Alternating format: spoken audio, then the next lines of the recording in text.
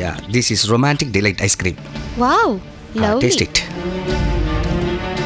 உங்களுக்கு வேணாமா? நான் அப்புறம் சாப்பிட்டுக்கிறேன். நீங்க சாப்பிடுங்க. ஓகே. வேண்டாம் வேண்டாம் வேண்டாம்.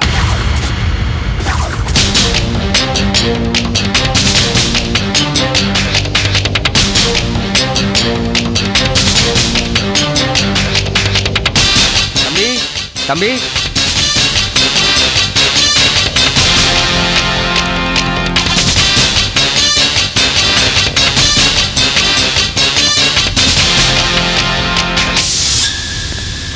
போங்க போங்க. போதை மருந்து கலந்துருக்குல? இல்லை மேடம். ஓனருங்க வந்துருவார் மேடம். யாரு தம்பி தம்பின்னு கூப்பிட்டியா அவரா? ஆமாம் மேடம். எங்க தம்பி தம்பி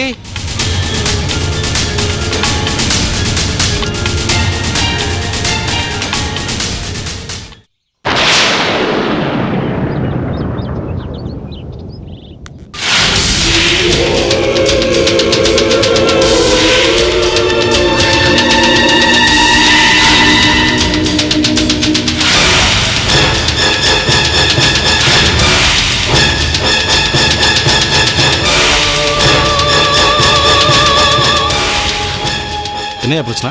இந்த ஐஸ்கிரீமில் ஏதோ போதை மருந்து கலந்துருக்குன்னு மேடம் சொல்கிறாங்க. என்ன மேடம் இது? சிட்டிலே பெரிய ரெஸ்டாரண்ட், பெரிய பெரிய விஐபியில் வந்து போகிற இடம். நீங்கள் பாட்டு ஐஸ்கிரீமில் போதை மருந்து அது இதுன்னு சொன்னீங்கன்னா யார் சொன்னாங்க? சொல்லுங்கள் மேடம், யார் சொன்னாங்க? சொல்லுங்கள் மேடம். இது என் ரெஸ்டாரண்ட்டுக்கு கேவலம் தானே? சொல்லுங்கள் மேடம், யார் சொன்னாங்கண்ணா? போதும். இந்த ஐஸ்கிரீமை நான் லேபுக்கு அனுப்பிச்சு அதில் போதை மருந்து இருக்கான்னு டெஸ்ட் பண்ணணும்னு நினச்சேன். நீ தான் இந்த இடத்துக்கு ஓனர்னு தெரிஞ்ச உடனே தெரிஞ்சு போச்சு. அதுக்கு அவசியமே இல்லை. கட்டாயமாக இதில் போதை மருந்து இருந்தே தீரும். இது அநியாயம் மேடம். அபாண்டமாக பழிய போடாதீங்க. நாங்கள் ஒன்றும் ஐஸ்கிரீமில் போதை மருந்து கலக்கல. ஹலோ, இந்த அநியாயம் அபாண்டம் அதெல்லாம் சொல்கிறதுக்கு உனக்கு அருகதை கிடையாது. இதில் போதை மருந்து கலந்துருக்கா இல்லையான்னு நாங்கள் சொல்லணும். ஏன் நாங்கள் சொன்னால் ஒத்துக்க மாட்டீங்களோ?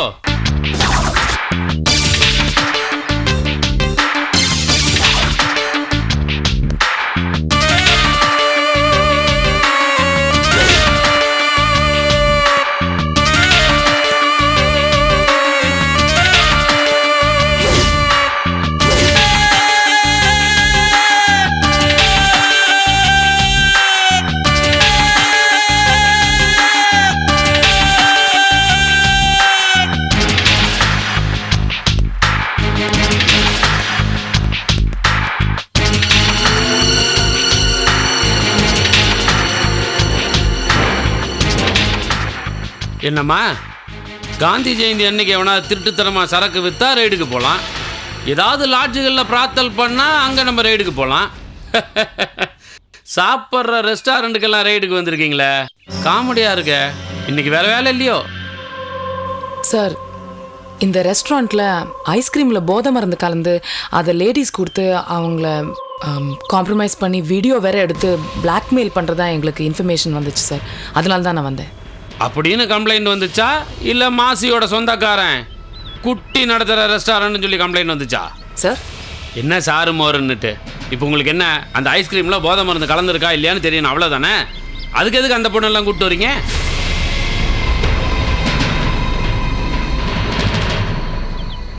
லேப்ல டெஸ்ட் அதெல்லாம் ஒன்றும் தேவையில்லை. அதை நானே சாப்பிட்டு சொல்கிறேன். ஏய், அது எடியா சாப்பிடுங்க சார். சார் அது என்ன சார்?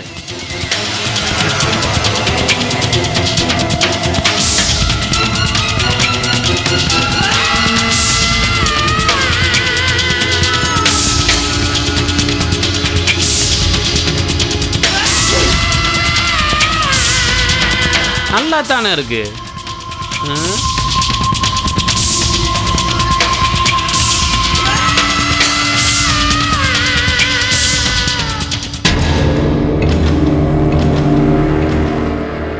குட்டே, ரொம்ப டேஸ்டா இருக்குடா. எப்படி ப்ரிப்பேர் பண்ணீங்க? ஒன்று பண்ணு, எல்லாத்துக்கும் கொடுக்க சொல்லு. காசை நான் பே பண்ணுறேன். உங்களுக்கு ஒன்று வேணுமா?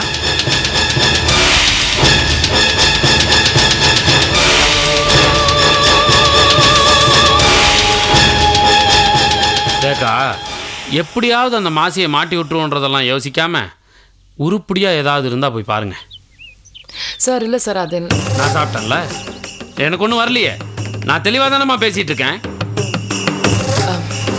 நான் தெளிவாக பேசுறேன்னா இல்லையா? சார் கிளம்புங்க சார்.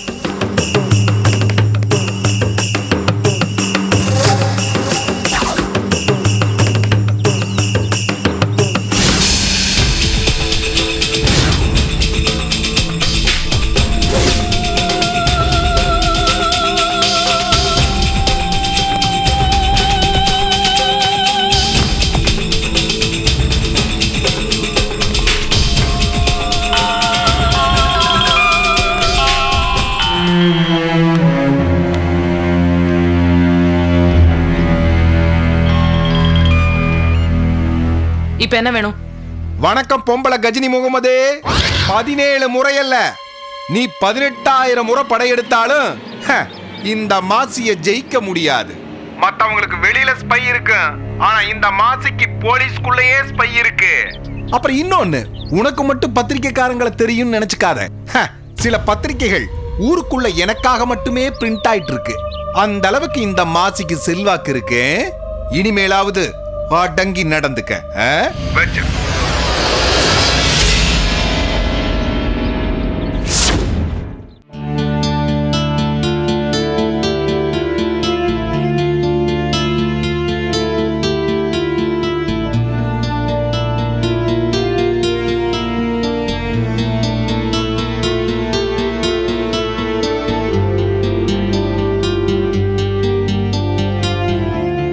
நீதான் இந்த வீட்டுல வாழ முடியல.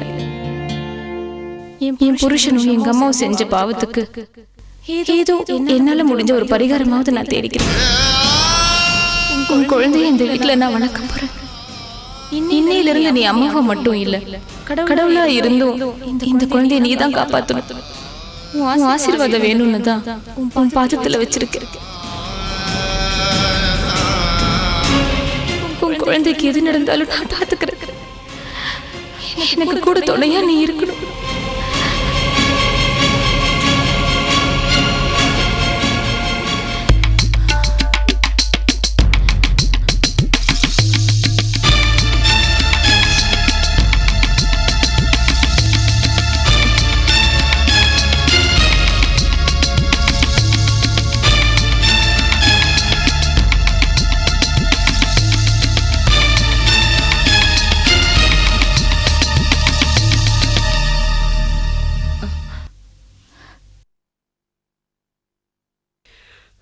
ஏய், குழந்தைய தத்தெடுத்த தீருவேன்னு சொன்னேன். என்னமோ இஷ்டம் பண்ணிட்டு போன்னு விட்டுட்டேன். இந்த மூதேவி போட்டோ எதுக்கு எடுத்துட்டு வந்து ஹால்ல மாட்டி வச்சிருக்கிறேன்? இந்த தரித்திரம் ஒழிஞ்சதில் நான் நிம்மதியா இருக்கிறேன். அது உனக்கு பிடிக்கலையா?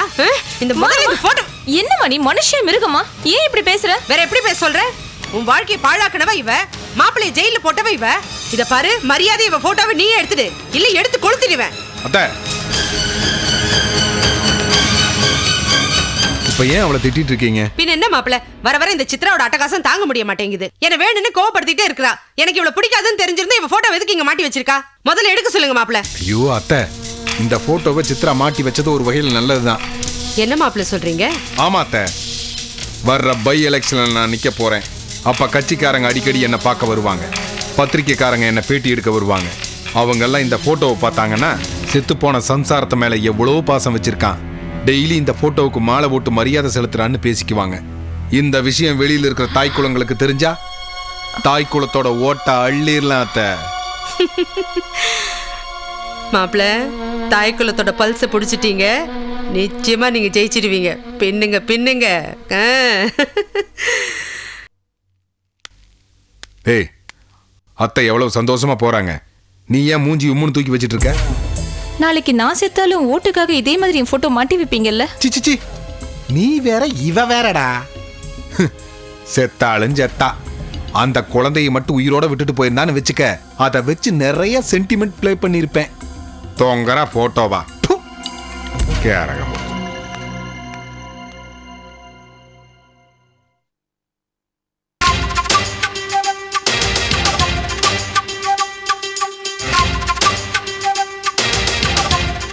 அந்த குழந்தையை மட்டும் உயிரோட விட்டுட்டு போயிருந்தான்னு வச்சுக்க, அதை வச்சு நிறைய சென்டிமெண்ட் ப்ளே பண்ணிருப்பேன்.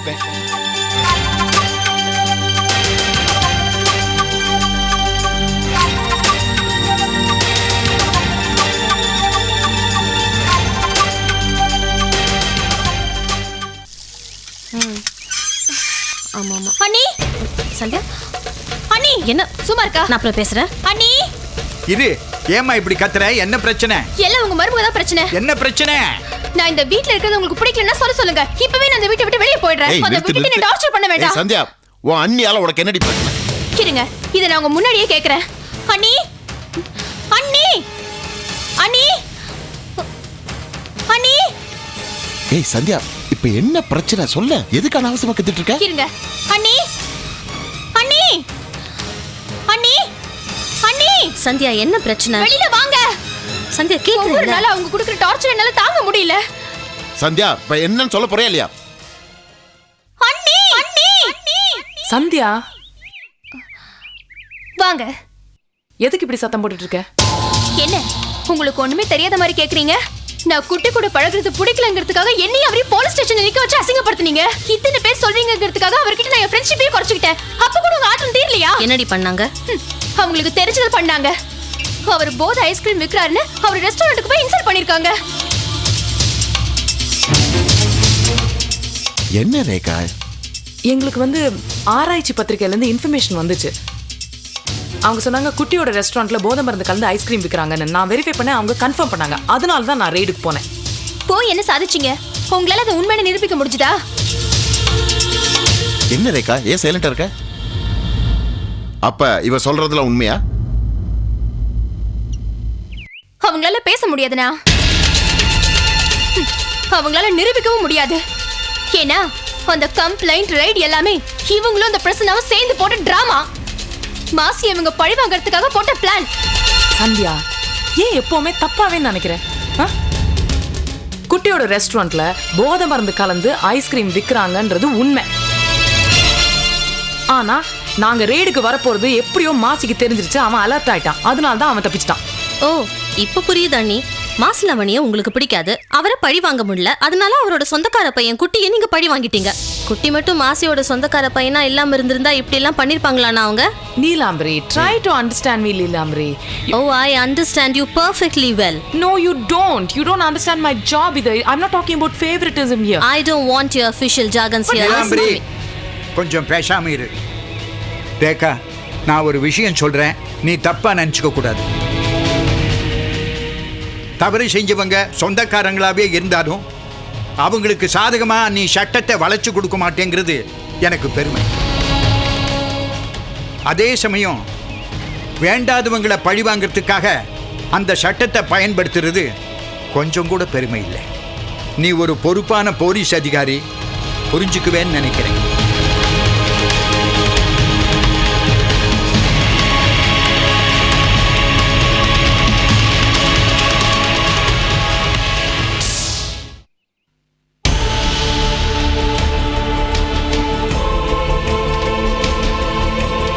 நான் இப்படி சொன்னேன்னு வருத்தப்படாத.